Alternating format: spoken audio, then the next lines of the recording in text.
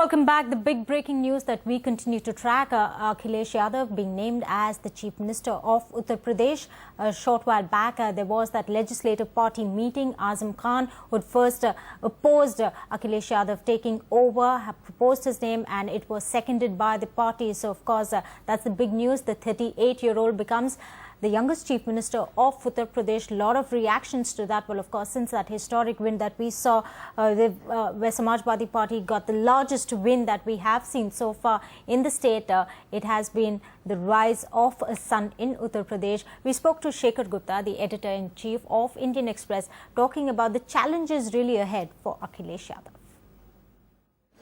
Yes, it's a very big challenge because he's never held a public office before. And this is public office of the Chief Minister of Uttar Pradesh with the full majority. So there are no excuses. All the problems are there. And while the opposition may have lost numbers, opposition still has a lot of support in the streets and elsewhere. And all said and done, he hasn't got 5 years because 2 years from now will be Lok Sabha elections and he'll again be tested. So it is the toughest job in the country. In some ways tougher even than the Prime Minister, because the Prime Minister at least has a large cabinet, lots of experienced people, and less of a baggage than the Chief Minister of UP in today's situation. So I think it's a very tough situation. It's also a very tough challenge, but it's a great opportunity, because if he gets it right, we could see the rise of a new long-term leader in Indian politics, maybe even bigger than his father. And I think Akhilesh went out of his way to convince people that he was putting the clock back on that, and people bought that. People bought that argument from him. It's for him now to prove to them that it did not make a mistake. Because if this continues, then this could finish the goodwill very, very quickly. Right, Mr. Gupta, one final question. During the entire campaigning, there was a constant comparison to Rahul Gandhi. In fact, Rahul Gandhi remained in the spotlight. But finally, what worked for Akhilesh? Well, I think two things. One, that Akhilesh embraced the idea of aspiration and change that Rahul Gandhi did not. If you go to the website of Samajwadi Party, even now you can look at the videos of their campaign advertisements. Each one of them is aspirational. Each one of them has a well-dressed young person, presumably from UP, and a promise of sort of moving young people of UP onto well-paying, white-collar jobs. Rahul, on the other hand, was speaking from the old script of Narega, of preventing people or giving people the reason not to migrate to bigger cities, not realizing that going to bigger cities in search of a better job is also aspirational. So I think the two were playing on completely different wavelengths, and people were tuned into one and not the other, and that one was Akhilesh Yadav. The other thing is simply because Akhilesh Yadav is from UP. People knew the man you see is the man you're going to get, which wasn't the case with Rahul. And yes, Samajwadi Party had its own vote bank as well. So basically, Akhilesh Yadav had to add to that vote bank, whereas the Congress Party had to build an entirely new vote bank of its own, having lost the earlier one. Mr. Shekhar Gupta, thank you very much. The editor-in-chief of the Indian Express, also joining us on the phone line, Congress spokesperson Rashid Alvi.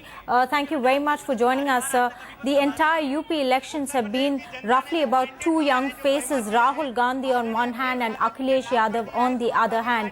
While the Congress seemed to have the upper hand with Rahul Gandhi's charisma, the media that really followed him through, but somehow it was Akhilesh who won, and now he is the Chief Minister of Uttar Pradesh.